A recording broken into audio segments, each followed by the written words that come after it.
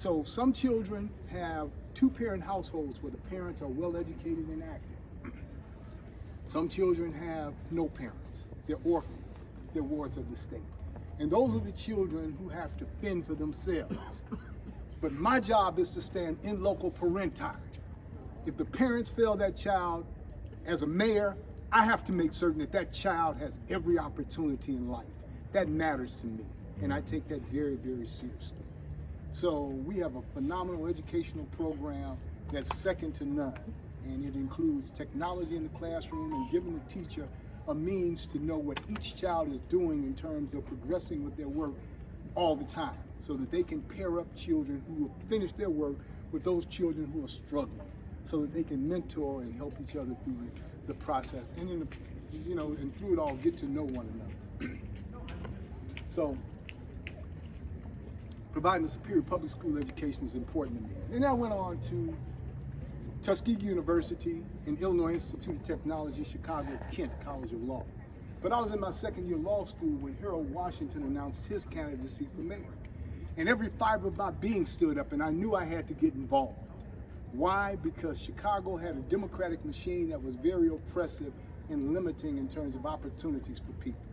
It was a form of slavery in every sense of the word. You had a democratic machine which could require you to go to work for it during your free time, or lose your job. So it was things like that that inspired me. So I took a leave after law school, and I helped to organize the Lawyers Committee for Harold Washington, served as president of law students for Harold Washington, served as his assistant scheduler, and then I became his direct assistant. And in that capacity, I traveled with him locally, nationally, and internationally. I reorganized the departments of streets and sanitation, the Department of Water, the Department of Sewers, the Department of Inspectional Services, the most labor-intensive departments in Chicago city government. That encompassed about 40,000 employees alone. They say there is no school for mayors, and they're right. There is no school for mayors, because when you're mayor, life comes at you fast and furious, and you have to make decisions at the spur of the moment. But I was mentored by one of America's most honest, honorable, beloved, effective, and efficient mayors. So I'm competent, I'm knowledgeable, I'm experienced, and I'm fully conversant with the functions, operations, and inner workings of municipal government. The thing that drives me is the fact that this is a city of two tales. You have the very rich and you have the very poor, and it doesn't have to be that way. Some of you know because you go out with me now on Tuesdays. Brian's gone in the tunnels with me on Saturdays. On Tuesdays at 204 Master, Jerry's been out there, Patty's been out there. At 204 Master, that's the courtyard, and that's a travesty and a shame. That should have never been built. I would never stand for anything like that. I believe in building adequate housing for people to live in. Our concept is, for every luxury home the city builds, we need to have at least 10 tiny homes in a mixed income community, not an enclave for poor people, not an enclave for veterans who have PTSD and are struggling to figure out who they are, but a mixed income community such that you have senior citizens who have decided to downsize. You have starter homes for families who are just getting their feet on the ground. You have homes for students. You have homes for persons who are rank and file employees in corporations, but you also have homes for managers. But then you have 10% of those homes that are set aside for people who are homeless, or people who are veterans and struggling to figure out their situation because of PTSD or mental illness. That's important because poor people can't live poor people. We don't need poor enclaves. We need mixed income communities where people can come together and help one another, so that every single person has an opportunity, or has an opportunity to have a mentor, or have someone who cares about them and gives them the keys to success. So certainly that's important to me. As I indicated, we go out on Tuesdays at 204 Master and we feed 400 to 500 people. We don't just feed them to give them a meal. We feed them to establish a relationship with them so that we can figure out what it takes to help them get their lives back. Because many of those people still have hope. Now let me tell you about homelessness. To me, housing is a human right. And homelessness is a human rights violation, and as a human being, I will not sit back and watch people suffer and live homeless and think that it's okay. I applaud the young people who are standing up right now, even as we speak, at colleges and universities all across the country, wanting peace or wanting justice. But the problem is they're turning on each other rather than turning to each other. I wish that they would simply come together in one loud voice, say, cease fire. We can't undo that which was done. We can't unring that bell. But we don't have to turn on each other, because at the end of the day, they weren't the people who were responsible for doing that. Blacks went through slavery, but they don't hold accountable every white person in the world saying that your people enslaved us. We move on. We learn from these lessons. We have to be compassionate and concerned and care about each other and care about what our children are watching. Because if we teach violence, if we teach division, if we teach racial hatred, it's going to come back to haunt us, and particularly haunt those little young children whom we love. So we're fighting to ensure that every single individual has a place to live, and I'm talking about stable housing. So there are 14,000 people who are homeless every night in Las Vegas. Of those 14,000, only 5,000 of them, the minority, are living on the streets. The other 9,000 are sleeping in their cars, they're sofa surfing, they're living in single suites, as we were talking about earlier, as you mentioned earlier. They're living in unstable housing, unstable conditions. Our job is to put everyone in a home, and we have the resources to do that. The city of Las Vegas is absolute last when it comes to transitioning people from homelessness to housing. Absolute last. We're last when it comes to housing vouchers. We're last when it comes to homeless prevention, because people here have given up. Our leadership has failed. They're failing, they're pledging, and they're tired. I looked around for someone to support, because I would sit on the edge of my bed and I would cry. My wife and I live comfortably, but I know these people out here fighting for every breath they can take and every morsel they can get their hands on, and it's unfair. People think of homelessness and they just think, oh, everybody's drug addicted and, they're alcoholed out and they're, victims of their own circumstances. That's not the truth. Las Vegas is a funny place. Las Vegas is built on casinos, and the casinos want you there. They have the metrics to bring you there. They advertise. They get you to come there and sit at their machine. And if you're sitting at their machine, they don't stop you from gambling. They don't stop you from drinking. As a matter of fact, if you're sitting at the machine, they'll give you as much to drink as you want. But as soon as you're drunk out, and as soon as you're penniless, they kick you to the curb. One of the things that I stressed in Chicago when they first started discussing having casinos was that we had to have an insurance policy to ensure that the breadwinner did not lose the home and cause the entire family to become homeless. But they don't have such an insurance policy here. So that means afterwards, how you doing, man? Afterwards, we have to take care of these people. They're our responsibility, and that falls on the casinos, so be it. But we'll talk about the many ways we can resolve that, and you'll ask me questions on that. I'm not going to belabor that point. So my job as a candidate for mayor is to educate people. Without equivocation, I'm the most qualified candidate for Las Vegas mayor. The one thing that I'll do that the others won't do is I'll keep Las Vegas's promise. That's a commitment to public safety, public education, affordable housing, senior care, full employment, balanced economic development, equal access for the disabled, and when all else fails, marshaling charity. Because you have to have public, private, and not-for-profit partnerships to eradicate homelessness, poverty, and despair. I'm that one candidate for Las Vegas mayor who will unify this city by promoting cultural and diversity sensitivity amongst people of all ages, races, socioeconomic backgrounds, all religious persuasions, all sexual orientations, all physical and mental disabilities and limitations, because I understand that we're inextricably intertwined and that we're much stronger together than we are apart. That's critical and important. So we have to come together and we have to figure out how we can change people's lives. If my opponents were to get elected, it would be business as usual. The casinos would get richer and the people would get poor.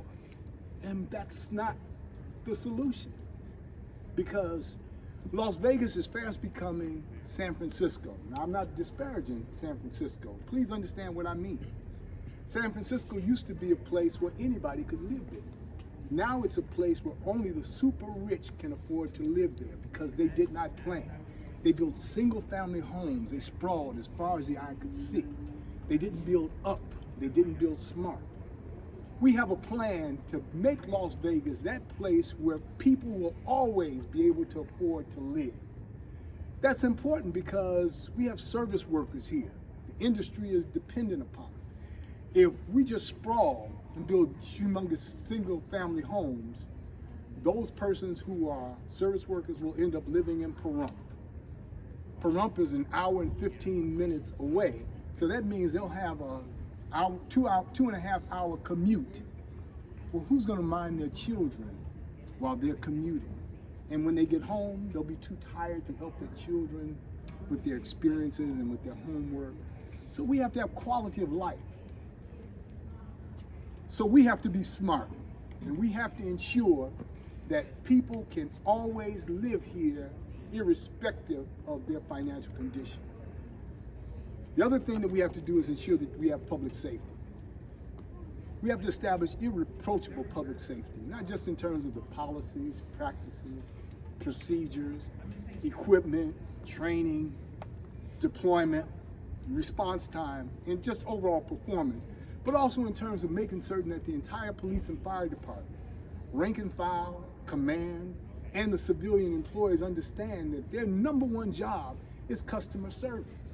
I want everyone to talk to everyone as if they're talking to their own mother or talking to their grandmother. Treat people with respect.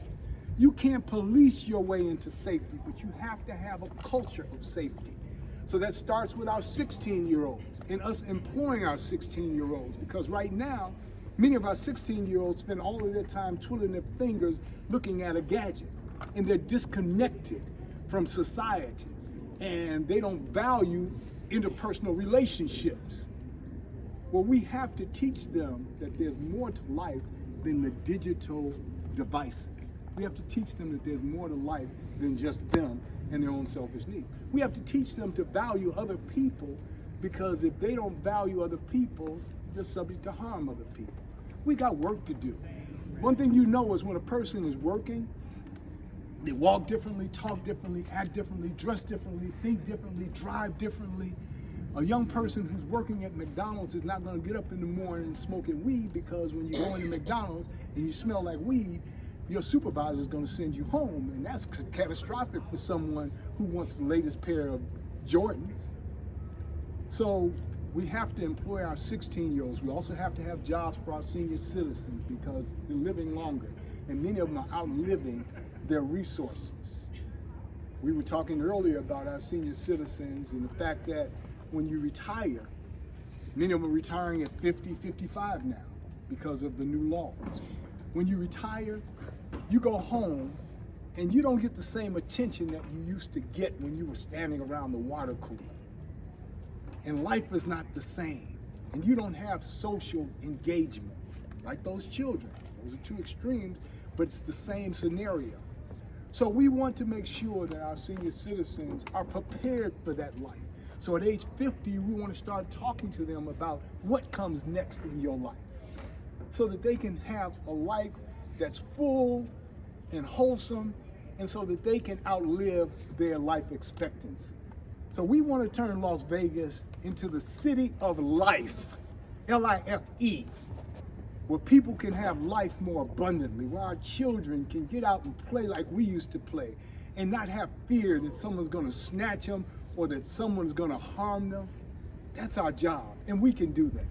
And I'll tell you more about that when you want to ask me those questions individually. So I'm not going to bore you with a whole lot tonight. You'll hear me talk about different things. But I mean, we have to establish irreproachable public safety services, develop and efficiently maintain our public infrastructure, enrich the Aging and Disability Services Division to ensure the health and well-being of our senior citizens. We have to provide a superior public school education for each and every individual child. Through public initiatives, private initiatives, and comprehensive tax reform, we have to stimulate the local economy to foster full employment. We have to maximize public, private, and not-for-profit partnerships to eradicate homelessness, poverty, and despair. We have to ensure that we're providing those needs for our veterans. We have to decentralize government so that it's close to everyone. The services that they need are right there. They don't have to travel an hour. We're going to make sure that any person who is in crisis has mental health care right there near them 24 hours a day. We're going to make certain that we're providing health care for people. Las Vegas is horrible when it comes to health care. We got to do a better job. Now, many of these things don't fall under the direct purview of the mayor, but the mayor's office is the biggest bully pulpit in Nevada. When the mayor speaks, people listen. Collectively, we can make a difference. And the reason we come together like this is to get to know, like, and trust each other, because when we take office, it won't be just one person. It'll be all of us going in. And it's important we know one another and that we understand the philosophy and understand what drives us. What drives us, what makes us different, is our passion. We are not going to rest until every soul is taken care of. So that's our goal, that's our objective, and I thank you all for listening, but I will answer any questions anybody has. No applause, please. Anybody have any questions? Thank you. I don't do that. You know, I tell people all the time, and this is why I don't usually stand up and do this. Sharon has insisted that I do this, and Fatty has insisted that I do this. The reason I do this is because, the reason I don't typically do it is because if I could be invisible and do what I've been called to do, I would be invisible. I would love to be behind someone else. That would give me the greatest thrill. But that's not the case. I mean, when you go to church, you want to hear a message. When you come out here, you might want to hear a message. But the important part about the message is, it's a message that each of you have to carry. I want you to leave here with a fire in your belly. Because here's what you have to understand. We're going to win. We're going to win. We have everything it takes. The other campaigns, they can't get 3 people together. We bring people together in big numbers all the time. And these are people who are capable people. But here's what I need from you all. We have to grow even larger. Right now we have a database, and I'll let Millionaire Brandy, who just pulled up, tell us the exact number. But our database is probably 450 people. She's going to correct me. Our database right now of people who are involved in the campaign